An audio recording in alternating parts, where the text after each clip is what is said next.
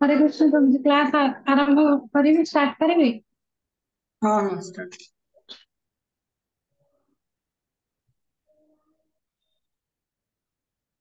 ओम अज्ञानातिमिरान्धस्य ज्ञानाञ्जनशलाकया चक्षुरुन्मिलितं येन तस्मै श्रीगुरवे नमः। श्रीचैतन्यमनोभीष्टं स्थापितं येन भूतले स्वयं रूपः कदा मह्यं ददाति स्वपदान्तिकम्। वन्देऽहं श्रीगुरुः श्रीयुतपदकमलं श्रीगुरुं वैष्णवंश श्रीरूपं साग्रजातं सहगण रघुनाथन्युतं तं सजीवम् साद्वैतं सावधूतं परिजनसहितं कृष्ण चैतन्यदेवं श्रीराधाकृष्णपादं सहगण ललिता श्रीविशाखान्वितं च। हे कृष्ण करुणा सिंधु दीनबन्धु जगत्पते गोपेश गोपिका कान्त राधा कान्त नमस्तते। तप्त काञ्चन गौराङ्गी राधे वृन्दावनेश्वरी वृषभानुसुते देवी प्रणमामि हरिप्रिये। नमो विष्णुपादाय कृष्णप्रेष्ठाय भूतले श्रीमते भक्तिवेदान्त स्वामिनीति नामिने। नमस्ते सरस्वते देवे गौरवाणी प्रचारिणी निर्विशेष शून्यवादी पाश्चात्यदेशतारिणी। नमो महावदान्याय कृष्ण प्रेम प्रदायते कृष्णाय कृष्ण चैतन्य नाम्ने गौरवसे नमः।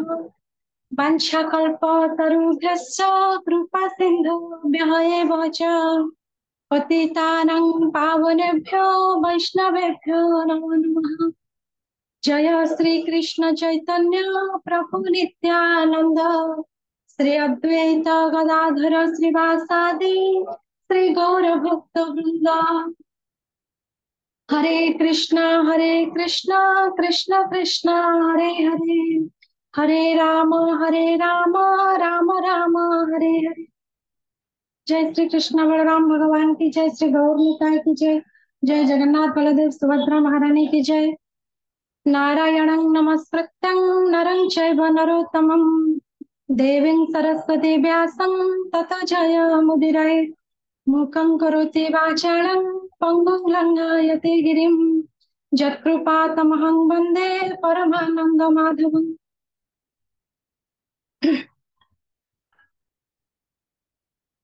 All glories to assembled devotees.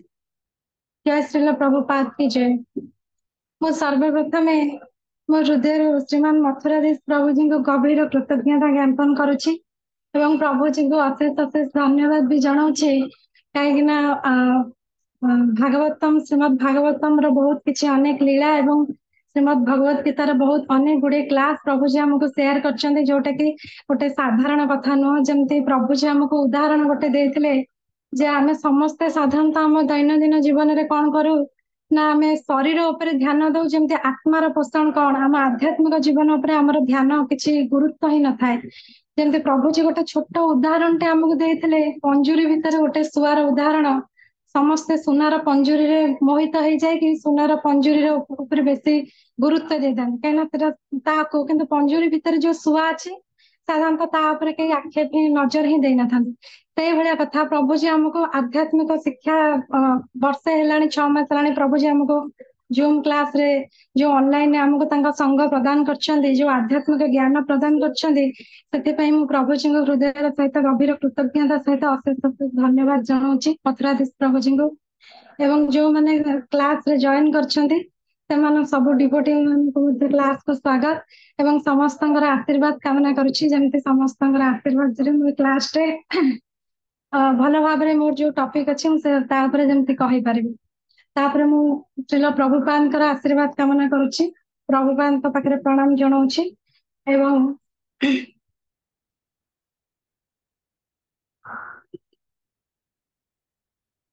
ଏବଂ ଯୋଉ ଡିଭୋଟି ମାନେ ଅଛନ୍ତି ତାଙ୍କୁ ମଧ୍ୟ ସ୍ୱାଗତ ଜଣାଉଛି। ସାଧାରଣତଃ ଶ୍ରୀମଦ ଭାଗବତମ ଆଉ ଭଗବାନ ଶ୍ରୀକୃଷ୍ଣ ଏ ଦି ଜଣଙ୍କ ଭିତରେ ଆମେ ମାନେ କହିଦଉ ଭାଗବତମ ଆମକୁ ଗୋଟେ ବହି ଭଳିଆ ଲାଗେ। ଯେମିତି ମାନେ ଆମେ ଭାବୁଛେ ଶ୍ରୀମଦ୍ ଭାଗବତମ ଗୋଟେ ସାଧାରଣ ଜିନିଷ, ଏଇଟା ସାଧାରଣ ଜିନିଷ ନୁହଁ। ଭାଗବତମ ଆଉ ସ୍ୱୟଂ ଶ୍ରୀକୃଷ୍ଣ ଏ ଦିଟା ହଉଛନ୍ତି ଏକ ଆଉ ଅଭିନ୍ନ, ତାଙ୍କ ଭିତରେ ମାନେ କୌଣସି ବି ତଫାତ ନାହିଁ। ତେଣୁ ଭାଗବତମ କହିବା ମୋର ତ କିଛି ଯୋଗ୍ୟତା ବି ନାହିଁ, ବହୁତ ଛୋଟ ମାନେ ନା ମୁଁ କୌଣସି ଭକ୍ତି ପଥରେ ସେମିତି ଶୁଦ୍ଧ ଭକ୍ତି ପଥରେ ଆଗେଇଛି, କେବଳ ପ୍ରୟାସ ମାତ୍ର ହିଁ କରୁଛି।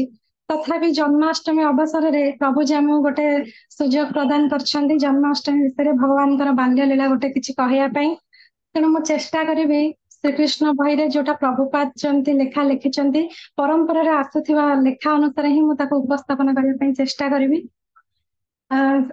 ପ୍ରଥମେ ତେଣୁ ଭାଗବତ ଆମକୁ ପ୍ରଭୁଜୀ ଅନେକ ଥର ଯେମିତି କ୍ଲାସରେ ବି କହିଛନ୍ତି ଯେ ଭାଗବତ ଶ୍ରବଣ କରେ, ଯେ ଭାଗବତ ପାଠ କରେ ଏବଂ ଯେ ଭାଗବତ କହେ ଏବଂ ଯେ ଭାଗବତ ଶୁଣି ସାରି ତାପରେ ଯେ ପ୍ରଶ୍ନ ପଚାରେ, ଆ ଦେହରେ ମାନେ କେବଳ ଫାଇଦା ହିଁ ଫାଇଦା ଥାଏ। ଯେମିତି କହନ୍ତିନି ଆଧ୍ୟାତ୍ମିକ ଜିନିଷରେ କୌଣସି ମାନେ ଭାଗବତ କିଛି ଛୋଟ କଥା ନୁହଁ, ତା ଦେହରେ ଯାହା ଯିଏ ସେଥିରେ ମାନେ ତାକୁ ଶ୍ରବଣ କରିବା ଦ୍ଵାରା ମଧ୍ୟ ଆମର ଲାଭ ହୋଇଥାଏ। ତାକୁ ଶୁଣିକି ଯିଏ ପ୍ରଶ୍ନ ପଚାରନ୍ତି ତା ଦ୍ୱାରା ମଧ୍ୟ ଆମର ଆଧ୍ୟାତ୍ମିକ ଉନ୍ନତି ହୁଏ ଏବଂ ଯିଏ କହେ ସେଥିରେ ମଧ୍ୟ ଲାଭ ମିଳେ। ମାଟେରିଆଲିଷ୍ଟିକ ଜିନିଷ ଏବଂ ମାନେ ସ୍ପିରିଚୁଆଲ ଜିନିଷ ଆ ଭିତରେ ଏଇଟା ହିଁ ଫରକ। ମ୍ୟାଟେରିଆଲ ଜିନିଷ ଆମେ ଗୋଟେ ଜିନିଷ ରିପିଟ କରିପାରିବିନି କେବେ ବି, ମାନେ ଗୋଟେ ଥର ଶୁଣି ସାରିଲା ପରେ ଥରେ ଦିଥର ତିନିଥର ଶୁଣି ସାରିଲା ପରେ ଆମକୁ ବୋର ଲାଗେ। କିନ୍ତୁ ଶ୍ରୀମଦ୍ ଭାଗବତମର ଗୋଟେ ଟପିକ ବି ଯେଉଁ ଭଗବାନଙ୍କର ଗୋଟେ ଲୀଳାକୁ ବାରମ୍ବାର ବି ଶ୍ରବଣ କଲେ ସେଥିରେ ଆମକୁ ନୂଆ ନୂଆ ଜିନିଷ ହିଁ ଆମେ ପ୍ରାପ୍ତ ହବା, ସେଟା କେବେ ଆମକୁ ବୋର କରେନି। ତେଣୁ ଭାଗବତମ ଆଉ ଭଗବାନଙ୍କର ନା ଏ ଦିଟା କିଛି ବି ଡିଫରେଣ୍ଟ ନୁହଁ। ଯେମିତି ସୁଖଦେବ ମୁନି ରାଜା ପରୀକ୍ଷିତ ଯେତେବେଳେ ତାଙ୍କ ମୃତ୍ୟୁ ସମୟ ଜାଣିଥିଲେ ଯେ 7 ଦିନ ଭିତରେ ତାଙ୍କର ମୃତ୍ୟୁ ହବ, ସେ କିନ୍ତୁ ମାନେ କଣ କରିଥିଲେ, ତାଙ୍କୁ ଯେତେ ସାଧୁ ସନ୍ଥ ଯେତେ ମୁନି ଋଷି ଯେତେ ଅଲଗା କିଛି ବାଟ ବତେଇଥିଲେ ତାଙ୍କୁ କୌଣସିଟା ସନ୍ତୁଷ୍ଟ ହେଇନଥିଲା।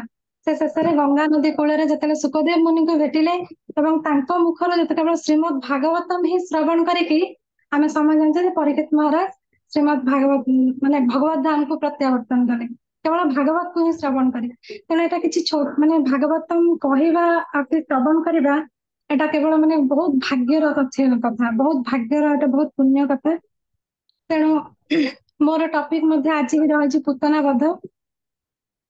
ମୁଁ ସେ ଟପିକ ଉପରେ କାଲି ବି ଜଣେ ମାତାଜୀ ପୂତନା ବଧ ବିଷୟରେ କହିଛନ୍ତି, ତଥାପି ମୁଁ ଚେଷ୍ଟା କରିବି ମୁଁ ଯାହା ବି ମାନେ ଶ୍ରବଣ କରିଛି ଯାହା ଶୁଣିଛି ତା ଭିତରେ କିଛି କହିବା ପାଇଁ। ପୂତନା ବଧ ଆମେ ଯୋଉଠି ରହୁଛେ ଏଇଟା ହଉଛି ଭୌତିକ ଜଗତ। ଭୌତିକ ଜଗତକୁ ଛାଡିକିନା ବି ଆଉ ଗୋଟେ ଦୁନିଆ ଥାଏ ଯାହାଟାକୁ ଭଗବତ ଧାମ ବା ଚିତ୍ ଜଗତ ବୋଲି କହନ୍ତି। ମାନେ ଭଗବତ ଧାମ ଚିତ୍ ଜଗତରେ ବି ଭଗବାନଙ୍କର ସବୁବେଳେ ଲୀଳା ଚାଲିଥାଏ, ଯାହାକୁ କହନ୍ତି ନିତ୍ୟ ଲୀଳା। ସେଠି ଭଗବତ ଧାମରେ ସବୁବେଳେ ଭଗବାନଙ୍କର ନିତ୍ୟ ଲୀଳା ହିଁ ଚାଲୁଥାଏ ଏବଂ ଭୌତିକ ଜଗତରେ ଯୋଉ ଲୀଳା ହୁଏ ତାକୁ ନୈମିତ୍ୟ ଲୀଳା ବୋଲି କୁହାଯାଏ। ଭଗବାନଙ୍କ ଧାମରେ ଅସୁର ମାନଙ୍କର କୌଣସି ଆଭାସ ନଥାଏ, କିନ୍ତୁ ଯେତେବେଳେ ଭଗବାନ ମାନେ ଭୌତିକ ଜଗତରେ ଯେତେବେଳେ ଲୀଳା କରନ୍ତି ଭଗବାନଙ୍କ ନୈମିତ୍ୟ ଲୀଳାରେ ଭଗବାନଙ୍କର ଅସୁର ମାନେ ଆସନ୍ତି, ଭଗବାନ ତାଙ୍କୁ ବଦ୍ଧ ବି କରନ୍ତି ଆଉ ସେଇ ଲୀଳାରେ ଭଗବାନଙ୍କର ମାଧୁର୍ଯ୍ୟ ଲୀଳା ସହିତ ଅସୁର ମାନଙ୍କୁ ବଦ୍ଧ ମଧ୍ୟ କରିବାର ଲୀଳା ଥାଏ। ଏ ଯୋଉ ଭୌତିକ ଜଗତରେ ଯୋଉ ଲୀଳା ପ୍ରଦର୍ଶନ ଭଗବାନ କରନ୍ତି।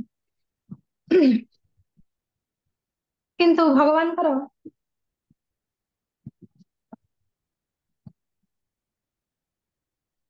ଏଠି ବହୁତ ଅସୁର ମାନେ ମଧ୍ୟ ଆସନ୍ତି ଏବଂ ଭଗବାନଙ୍କୁ ଏଥିପାଇଁ ଭଗବାନ ଲୀଳା କରନ୍ତି ଅସୁର ମାନଙ୍କ ସହିତ।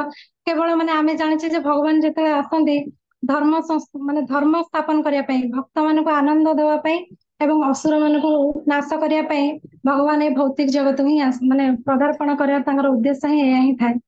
ତେଣୁ ଯେତେବେଳେ ମାନେ ସାଧାରଣତଃ ଆମ ଭକ୍ତ ମାନଙ୍କ ଜୀବନରେ ବି ବହୁତ ଆସରିକ ପ୍ରବୃତ୍ତି ବେଳେ ବେଳେ ପଳେଇ ଆସେ। ବହୁତ ଅନେକ ପ୍ରକାର ଅବଗୁଣ ବି ଆସେ, ଯେତେବେଳେ କୁସଙ୍ଗ ହଉ ଆମ ପାରିପାର୍ଶ୍ୱିକ ପରିସ୍ଥିତିରେ ହଉ। ତେଣୁ ସେ ସବୁ ଆସରିକ ପ୍ରବୃତ୍ତିକୁ ଆମେ କେମିତି ମାନେ ଆମ ମାନେ ଜୀବନରୁ କେମିତି ତାକୁ ହଟେଇବା, ସେ ଶିକ୍ଷା ମଧ୍ୟ ଆମେ ଭଗବାନଙ୍କର ଏଇ ଯୋଉ ଲୀଳାରୁ ହିଁ ମାନେ ଭଗବାନ ଯୋଉ ଅସୁର ବଧ କରିଛନ୍ତି ସେ ଲୀଳାରୁ ହିଁ ଆମେ ସେ ସବୁ ଜିନିଷ ଶିକ୍ଷା କରିପାରିବା।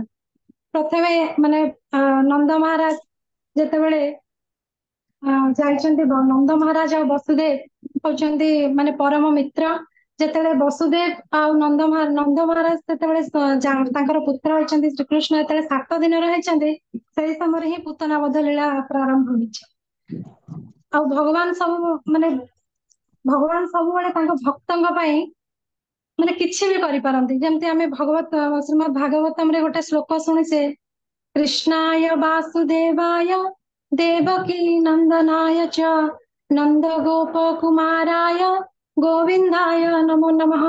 भगवान सबुବେଳେ भगवानଙ୍କର କୌଣସି ପିତାମାତାଙ୍କର ଆବଶ୍ୟକତା ହିଁ ନଥାଏ। ଭଗବାନ ଆତ୍ମାରାମ, ଭଗବାନ ନିଜେ ନିଜେ ହିଁ ଆନନ୍ଦ ପାଇପାରନ୍ତି। କିନ୍ତୁ ତଥାପି ବି ଭଗବାନ ଯେତେବେଳେ ଭଗବାନଙ୍କ ନାଁରେ ଯେତେବେଳେ ଭଗବାନଙ୍କୁ ଯିଏ ବସୁଦେବ ଦେବକୀ ନନ୍ଦନ ଏବଂ ନନ୍ଦସୁତ ବୋଲି କହେ, ଭଗବାନ ସେଥିରେ ବହୁତ ଖୁସି ହେଇଯାଆନ୍ତି। ମାନେ ଭଗବାନ ସବୁବେଳେ ତାଙ୍କ ଭକ୍ତଙ୍କର ଗୁଣଗାନ କରିବାକୁ ଅଧିକା ପସନ୍ଦ କରନ୍ତି। ତେଣୁ ଯେତେବେଳେ ନନ୍ଦ ମହାରାଜ ବସୁଦେବଙ୍କର ପରମ ମିତ୍ର ଯାଇଥିଲେ, ଯେତେବେଳେ ନନ୍ଦ ମହାରାଜଙ୍କ ଘରେ ପୁତ୍ର ସନ୍ତାନ ଜନ୍ମ ହେଇଛନ୍ତି, କୃଷ୍ଣ ଯେତେବେଳେ ଜନ୍ମ ହେଇଛନ୍ତି ମାନେ ନନ୍ଦ ମହାରାଜଙ୍କ ପାଖରେ ଅଛନ୍ତି, ନନ୍ଦ ମହାରାଜ ଚିନ୍ତା କରୁଛନ୍ତି ଯେ ତାଙ୍କ ପରମ ମିତ୍ର ବସୁଦେବଙ୍କର ଯେତେବେଳେ ସବୁ ଯାକ ସନ୍ତାନକୁ କଂସ ବଦ୍ଧ କରିଦେଇଛନ୍ତି, ଆଉ କଂସ ହଉଛନ୍ତି ଜଣେ କ୍ରୂର ରାଜା, ଯେ କି ମାନେ ବ୍ରାହ୍ମଣ ସମସ୍ତ ମାନେ ସବୁ ଜୀବ ମାନଙ୍କ ଉପରେ ଅତ୍ୟାଚାର କରୁଥିଲେ। କଂସ ସେ ସମୟରେ ବହୁତ କ୍ରୂର ରାଜା, ବହୁତ ନିଷ୍ଠୁର ଥିଲେ, ମହାପାପୀ ରାଜା ଥିଲେ, ଆଉ ଏ କଥା ସମସ୍ତେ ଜାଣିଥିଲେ। ତେଣୁ ନନ୍ଦ ମାନେ କଂସ ଯେତେବେଳେ ବସୁଦେବଙ୍କର ସମସ୍ତ ପୁତ୍ରଙ୍କୁ ମାନେ ହତ୍ୟା କରିଛନ୍ତି, ତେଣୁ ନନ୍ଦ ମହାରାଜ କଣ କଲେ, ସେ ଭୟଭୀତ ହେଇ ପଡୁଛନ୍ତି। ନନ୍ଦ ମହାରାଜ ଭାବିଛନ୍ତି ଯଦି ମୋର ମିତ୍ର, କାହିଁକି ନା ସାଧାରଣତଃ ଆମ ମାନେ ଏଇ ଦୁନିଆରେ କଣ ହେଇଥାଏ ନା, ଆମ ଉପରେ ଯଦି କିଛି ବିପଦ ଆସେ, ଆମକୁ ଆମ ପାଖାପାଖି ଆମର ଯିଏ ମିତ୍ର ଥାନ୍ତି କି ଆମ ପାରିବାରିକ ଲୋକ ଯିଏ ଥାନ୍ତି, ତାଙ୍କୁ ବି ଏମିତି ଲାଗେ ଯେ ମାନେ ତା ଉପରେ ବିପଦ ଆସୁଛି, ମାନେ ହୁଏତ ମୋ ଉପରେ ବି ସେଇ ବିପଦଟା ଆସିପାରେ। କିନ୍ତୁ ସେଇ ହିସାବରେ ନନ୍ଦ ମହାରାଜ ବି ଡରି ଯାଉଛନ୍ତି, ଯଦି ବସୁଦେବଙ୍କର ସମସ୍ତ ପୁତ୍ରଙ୍କୁ ହତ୍ୟା କରିଦେଇଛନ୍ତି କଂସ, ଯଦି ମାନେ ବସୁଦେବଙ୍କର ମିତ୍ର ହିସାବରେ ନନ୍ଦ ମହାରାଜଙ୍କର ଯେତେବେଳେ ପୁତ୍ର ହେଇଛି କଂସ ଜାଣିବ, ତାହେଲେ ମାନେ ବସୁଦେବ ମାନେ ତାହେଲେ କଂସ ମଧ୍ୟ ମୋର ପୁତ୍ରକୁ ମଧ୍ୟ ହତ୍ୟା କରିପାରେ। ତେଣୁ ନନ୍ଦ ମହାରାଜ ଗୋପ ବାଳକ ମାନଙ୍କ ସହିତ ମିଶିକି ମଥୁରା ଯାତ୍ରା କରିବା ପାଇଁ ଚିନ୍ତା କରିଛନ୍ତି। କାହିଁକିନା ନନ୍ଦ ମହାରାଜ ଭାବିଛନ୍ତି ଯେ ମୁଁ ପ୍ରତି ମାନେ ସେତେବେଳେ ଥିଲା କି କଂସ ମହାରାଜଙ୍କର ସୈନିକ ସିପାହୀ ମାନେ ଆସିଥିଲେ, ଆଉ ସେମାନେ ଆଦାୟ କରୁଥିଲେ, କର ଆଦାୟ କରୁଥିଲେ। ଗୋକୁଳ ସଚି ସମସ୍ତ ନଗର ସମସ୍ତ ବାସିନ୍ଦା ମାନଙ୍କ ଠାରୁ କର ଆଦାୟ ହଉଥିଲା। ତେଣୁ ନନ୍ଦ ମହାରାଜ ଚିନ୍ତା କଲେ, ଯଦି କଂସର ସିପାହୀ ମାନେ କୌଣସି ବି ହିସାବରେ କର ଆଦାୟ ପାଇଁ ଆସନ୍ତି ଏବଂ ମୋର ପୁତ୍ର ସନ୍ତାନ ହେଇଛି ବୋଲି ଜାଣନ୍ତି, ତାହେଲେ ସେମାନେ ନିଶ୍ଚୟ କୃଷ୍ଣଙ୍କୁ ହତ୍ୟା କରିବା ପାଇଁ ଚେଷ୍ଟା କରିବେ।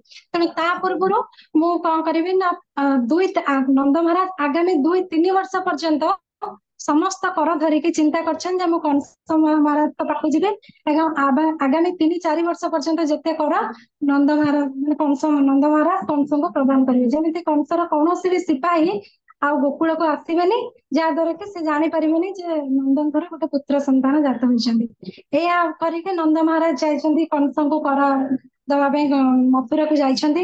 ଏବଂ ଯେତେବେଳେ ବସୁଦେବ ଏକଥା ଜାଣି ପାରିଛନ୍ତି ଯେ ନନ୍ଦ ମହାରାଜ ଆସିଛନ୍ତି ମଥୁରା, ତେଣୁ ବସୁଦେବଙ୍କର ମଧ୍ୟ ତାଙ୍କ ମିତ୍ର ହିସାବରେ ତାଙ୍କୁ ସାକ୍ଷାତ କରିବା ପାଇଁ ଇଚ୍ଛା ହେଇଛି। କିନ୍ତୁ ବସୁଦେବ ତାଙ୍କୁ ନନ୍ଦ ମହାରାଜକୁ ତାଙ୍କ ଗୃହକୁ ଡାକୁନାହାନ୍ତି। କାହିଁକି ନା ବସୁଦେବ ଚିନ୍ତା କରୁଛନ୍ତି, ବସୁଦେବ ବି ଜଣେ ବୁଦ୍ଧିମାନ ଆଉ କ୍ଷତ୍ରିୟ ଥିଲେ। ତେଣୁ ସେ କଂସର ପ୍ଲାନ ଟାକୁ, କଂସର ଯୋଜନା ଟାକୁ ମାନେ ନନ୍ଦ ମହାରାଜଙ୍କୁ କହେ, ମାନେ କଂସର ଯୋଜନାକୁ ବସୁଦେବ ମାନେ ଭଲ ଭାବରେ ସେ ଜାଣି ପାରୁଛନ୍ତି। କାହିଁକି ନା କଂସ ଯେତେବେଳେ ଆମର ଆକାଶବାଣୀ ହେଇଥିଲା ଯେ ଅଷ୍ଟମ ଗର୍ଭ ହିଁ ଦେବକୀଙ୍କର ଅଷ୍ଟମ ଗର୍ଭ ହିଁ ନଷ୍ଟ ମାନେ କଂସର ବିନାଶର କାରଣ ହବ, କିନ୍ତୁ ଯେତେବେଳେ ଅଷ୍ଟମ ଗର୍ଭ କନ୍ୟା ସନ୍ତାନ ହେଇଛି, କଂସ ଯେତେବେଳେ ସେ କନ୍ୟା ସନ୍ତାନକୁ ମାରିବା ପାଇଁ ଚେଷ୍ଟା କରିଛନ୍ତି, ପଥରରେ ଛେଚି ଦେବା ପାଇଁ, ସେଇ ସମୟରେ ସେ କନ୍ୟା ସନ୍ତାନ ଆକାଶ ମାର୍ଗରେ ଯାଇକି କହିଛନ୍ତି ଯେ ହେ ମୂର୍ଖ, ତତେ ଯିଏ ବଦ୍ଧ କରିବ ସେ ବର୍ତ୍ତମାନ ଜନ୍ମ ଗ୍ରହଣ ଲାଭ କରିସାରିଲାଣି, ତେଣୁ ମତେ ମାରିକି ତୋର କିଛି ଲାଭ ନାହିଁ। ତେଣୁ ଯିଏ ତତେ ଯିଏ ତେଣୁ କଂସର ଏଇଥିରୁ ସନ୍ଦେହ ଜାତ ହେଇଛି। କଂସ ମଧ୍ୟ ମାନେ କୌଣସି କଂସ ବି ଜାଣିଛି ଯେ ମାନେ କୌଣସି ଦେବତାଙ୍କ କଥା କେବେ ମିଥ୍ୟା ହେଇପାରେନି। ଯେହେତୁ କଂସ ମନରେ ସନ୍ଦେହ ଅଛି, ତେଣୁ ବସୁଦେବ କଥା ଭଲ ଭାବରେ ଜାଣିଥିଲେ ଯେ କଂସ ନିଶ୍ଚୟ ପ୍ରୟାସ କରିବ ଯେ କୃଷ୍ଣ କୋଉଠି ଜନ୍ମ ହେଇଛନ୍ତି ତାହା ଜାଣିବା ପାଇଁ। ସେଥିପାଇଁ ବସୁଦେବ କଣ କଲେ ନା ଗୋଟେ ନିରୋଳ ସ୍ଥାନରେ ନନ୍ଦ ମହାରାଜକୁ ସାକ୍ଷାତ କରିବା ପାଇଁ ଚାହିଁଛନ୍ତି, ଯେମିତି କି କଂସର କୌଣସି ସିପାହୀ ଜାଣିପାରିବେନି ଯେ ନନ୍ଦ ମହାରାଜ ଆଉ ମାନେ ବସୁଦେବଙ୍କର ବାର୍ତ୍ତାଳାପ ହଉଛି। ସେଥିପାଇଁ ବସୁଦେବ କଣ କରିଛନ୍ତି ନା ନନ୍ଦ ମହାରାଜଙ୍କର ଗୋଟେ ଶଗଡ ଗାଡି ପାଖରେ ନନ୍ଦ ମହାରାଜଙ୍କ ସହିତ, ଯୋଉଠିକି କଂସର ସିପାହୀ ନଥିଲେ, ସେଠି ହିଁ ତାଙ୍କ ସହିତ ବାର୍ତ୍ତାଳାପ କରିଛନ୍ତି ଏବଂ ପ୍ରଥମେ ମାନେ କହୁଛନ୍ତି ନନ୍ଦ ମହାରାଜକୁ, ସେ ପ୍ରଥମେ କାହ୍ନାଙ୍କର କୃଷ୍ଣଙ୍କର ପଚାରୁଛନ୍ତି ଯେ ଆପଣଙ୍କ ପୁତ୍ର କେମିତି ଅଛନ୍ତି।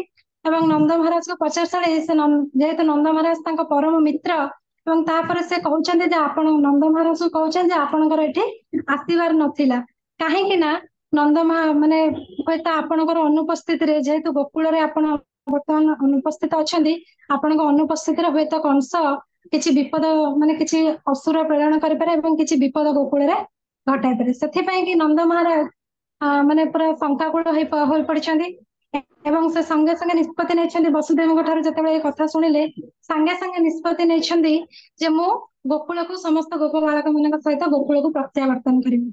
ଆଉ ଯେତେବେଳେ ପ୍ରତ୍ୟାବର୍ତ୍ତନ କରିବା ପାଇଁ ସେ ଆରମ୍ଭ କରିଛନ୍ତି, ସେ ପ୍ରଥମେ ହରିଙ୍କୁ ହିଁ ସ୍ମରଣ କରୁଛନ୍ତି। ହରିଙ୍କୁ ସ୍ମରଣ କରିବାର ଏଠି ଅର୍ଥର ଏହାର ତାତ୍ପର୍ଯ୍ୟ ହେଲା ମାନେ ଗୋଟେ ହରି ଶବ୍ଦର ସାଧାରଣତଃ ଦୁଇଟି ଅର୍ଥ ଥାଏ। ସର୍ବ ଅମଙ୍ଗଲେ ହରେ ଇତି ହରି, ଯେ ସବୁ ଆମ ସମସ୍ତଙ୍କ ଜୀବନରୁ ଯେ ସବୁ ପ୍ରକାର ଅମଙ୍ଗଳ, ସବୁ ପ୍ରକାର ଅଶୁଭତା, ସମସ୍ତ ଦୁଃଖକୁ ଯିଏ ହରଣ କରି ନିଅନ୍ତି ସେ ହିଁ ହଉଛନ୍ତି ହରି। ଆଉ ଗୋଟେ ହରି ଶବ୍ଦର ଅର୍ଥ ହେଲା ପ୍ରେମ ପ୍ରଦାୟତେ ଇତି ହରି, ଯିଏ ଆମର ସେଠି ମାନେ ଯିଏ ଆମକୁ ପ୍ରେମ ପ୍ରଦାନ କରନ୍ତି, ଯେ ଆମର ଚିତ୍ତର ସମସ୍ତ ପ୍ରକାର ମଇଳାକୁ ହରଣ କରନ୍ତି, ସିଏ ବି ହଉଛନ୍ତି ହରି। ସେଥିପାଇଁ ହରି ଯାହାଙ୍କ ଘରେ ଜନ୍ମ ହୋଇଛନ୍ତି ତା ସତ୍ତ୍ୱେ ବି କିନ୍ତୁ ଭଗବାନ ନନ୍ଦ ମହାରାଜ ଏଠି ହରିଙ୍କୁ ଡାକିବାର ତାତ୍ପର୍ଯ୍ୟ ମାନେ ଏଠି ଏଥିପାଇଁ ବୁଝା ହଉଛି ଯେ ହରି ହିଁ କେବଳ ହରିଙ୍କର ହିଁ କେବଳ ସାମର୍ଥ୍ୟ ଅଛି ଯେ ଆମ ଜୀବନରୁ ସମସ୍ତ ପ୍ରକାର ମଇଳା, ସମସ୍ତ ପ୍ରକାର ଅଶୁଭତା, ସମସ୍ତ ପ୍ରକାର ଅବଗୁଣ, ସବୁ ପ୍ରକାର ଅମଙ୍ଗଳକୁ ଯେ ହିଁ ହରଣ କରିପାରିବେ।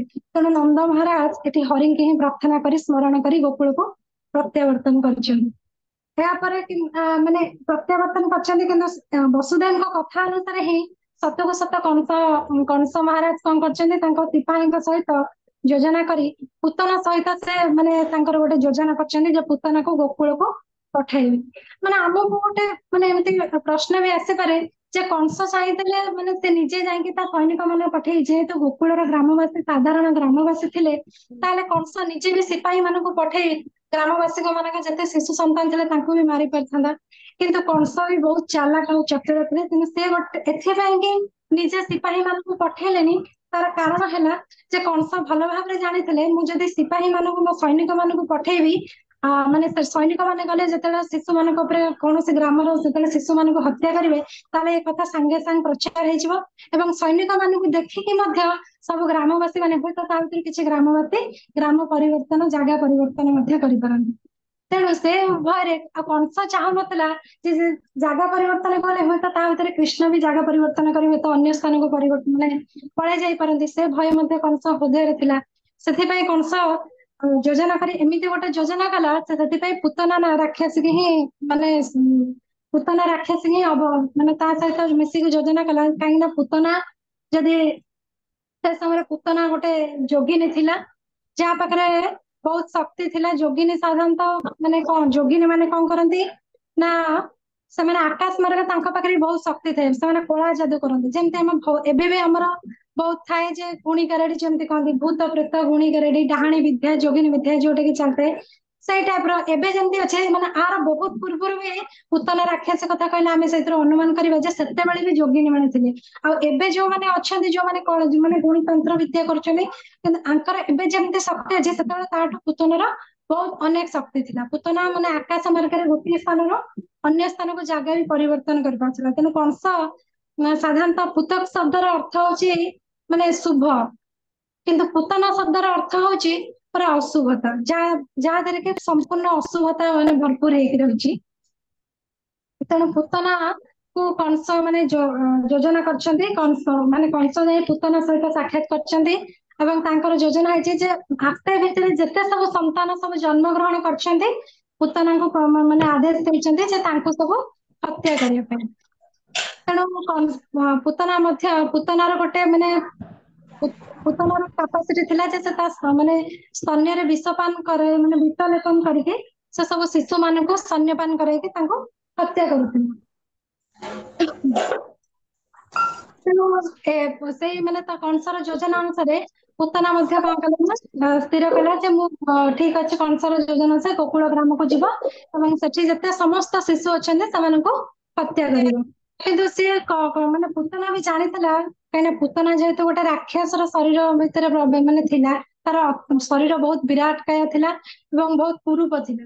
ତେଣୁ ପୁତନା ଚିନ୍ତା କଲା ଯେ ମୁଁ ମୋ ଶରୀରକୁ ଯଦି ଏଇଭଳି ଶରୀରରେ ଗୋକୁଳ ଗ୍ରାମରେ ପ୍ରବେଶ କରିବି ତାହେଲେ मते ग्रामवासी हुए मते देखि मो ऊपर किसी माने अटैक भी करि पारंती एवं मते देखि डरिकी भयभीत होई स्थान छाड़ी पळै पारंती। तेणु पूतना कौन कला ना से ता निज शरीर को गोटे सुंदर स्त्री रूप में सजै देला कहीं से तो बहुत जादू विद्या जानी जना थिला ସେଥିପାଇଁ ସେ କଣ କଲା ନା ଗୋଟେ ସୁନ୍ଦର ସ୍ତ୍ରୀର ରୂପ ଧାରଣ କଲା। ଏଠି ପୂତନାର ଶରୀର ଉପରେ ମଧ୍ୟ ବର୍ଣ୍ଣନା କରାଯାଇଛି ଯେ ପୂତନା ତାର ଗୋଟେ ଯୋଡାରେ ବହୁତ ସୁନ୍ଦର ଫୁଲ ମଲ୍ଲି ଫୁଲ ମାନେ ଧାରଣ କଲା, ସୁନ୍ଦର କର୍ଣ୍ଣ କୁଣ୍ଡଳ ମଧ୍ୟ ଧାରଣ କଲା ଏବଂ ହାତରେ ଗୋଟେ ପଦ୍ମ ଫୁଲ ଧରି ଏବଂ ଯେମିତି ମାନେ ଲକ୍ଷ୍ମୀଙ୍କ ପରି ସେ ଦେଖା ହଉଥିଲା। ମାନେ ଯେତେବେଳେ ଗୋକୁଳର ଲୋକମାନେ ପୂତନାକୁ ପ୍ରଥମେ ଦେଖିଲେ ସେତେବେଳେ ଯେମିତି ସମସ୍ତେ ଦେଖିକି ତାଙ୍କୁ ଗୋଟେ ସ୍ୱର୍ଗରୁ ଯେମିତି ଗୋଟେ ଅପ୍ସରା ଆସିଛନ୍ତି ସେଇଭଳି ହିଁ ପୂତନା ନିଜକୁ ସଜେଇଥିଲେ ଆଉ ଦେଖାଉଥିଲେ।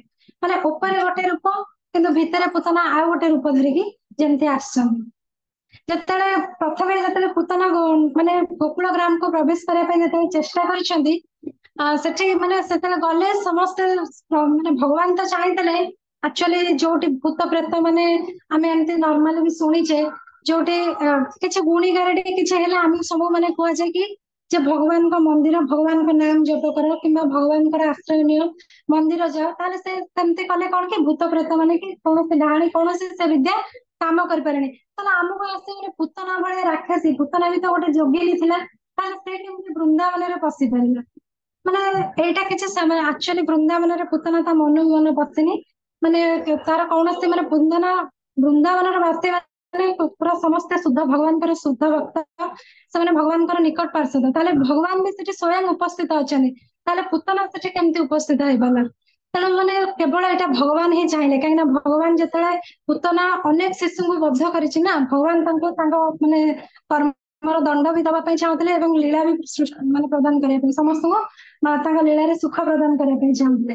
ସେଥିପାଇଁ କେବଳ ଭଗବାନଙ୍କର ଅନୁମତି ଯୋଗୁ ହିଁ କେବଳ ଭଗବାନଙ୍କ ପାଇଁ ହିଁ ଭଗବାନ ଅନୁମତି ପ୍ରଦାନ କଲେ ସେଥିପାଇଁ ହିଁ ପୂତନା ଗୋକୁଳ ଗ୍ରାମରେ ପ୍ରବେଶ କରିବା ପାଇଁ ମାନେ ପାଦ ପକେଇ ପାରିଲା ନହେଲେ ପୂତନା ମାନେ ପ୍ରବେଶ ବି କରିପାରିନଥାନ୍ତା ଗୋକୁଳ ଗ୍ରାମରେ କାହିଁକିନା ଭଗବାନଙ୍କର ଏଇଟା ଅନୁମତି ଥିଲା ଭଗବାନଙ୍କର ଇଚ୍ଛା ଥିଲା ସେଥିପାଇଁ ପୂତନା ପ୍ରବେଶ କଲା। ଆଉ ଯେତେବେଳେ ଭଗବାନ ଚାହିଁଲା କାହିଁକିନା ଆଉ ଗୋଟେ ବି ମାନେ ଆମେ କଥା ଭାବିପାରିବା ଯେ ପୂତନା ଗଲା ପ୍ରଥମେ କୃଷ୍ଣଙ୍କୁ ହିଁ କାହିଁକି ସେ ଚଏସ୍ କଲା କାହିଁକିନା ଗ୍ରାମରେ ଯାହାର ପ୍ରଥମ ଘର ସେଠି ବି ଶିଶୁ ଥାଇପାରନ୍ତି ତାକୁ ବି ପୂତନା ଚାହିଁଥିଲେ ହତ୍ୟା କରିପାରିଥାନ୍ତେ କିନ୍ତୁ ପ୍ରଥମେ ଭଗବାନ କୃଷ୍ଣ କାହିଁ ତା ପାଇଁ ବି ଭଗବାନ ଯୋଜନା କଲେ କାହିଁକିନା ଭଗବାନ ହଉଛନ୍ତି ଭକ୍ତ ବତ୍ସଳ ଆଉ ଭଗବାନ ତାଙ୍କ ଭକ୍ତଙ୍କର କୌଣସି ବି ଟିକେ ବି ଯେମିତି ହାନି ହଉ ସେଇଟା ତ କେବେ ଚାହିଁବେନି ପୁଣି ବ୍ରଜବାସୀଙ୍କର ମାନେ ଶିଶୁ ମାନଙ୍କର କାହାର ବି କ୍ଷତି ହଉ ସେଇଟା ଚାହିଁବେନି।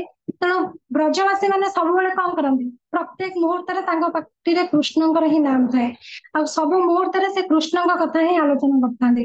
ଆଉ ଯେତେବେଳେ ପୂତନାର ପ୍ରବେଶ ହେଇଛି ସେଇ ସମୟରେ ବି ମଧ୍ୟ ବ୍ରଜବାସୀ ମାନେ ଗୋପୀ ବାଳିକା ମାନେ ସେଇ ସମୟରେ କୃଷ୍ଣଙ୍କ ବିଷୟରେ ହିଁ କୃଷ୍ଣ କେମିତି ଅଦ୍ଭୁତ ଦେଖାଯାଆନ୍ତି କୃଷ୍ଣଙ୍କର ମାନେ ଗୁଣଗାନ ହିଁ କରୁଥିଲେ ଯେ କୃଷ୍ଣଙ୍କୁ ଦେଖିଲେ କେମିତି ମନ ଆନନ୍ଦରେ ଭରପୁର ହେଇଯାଏ।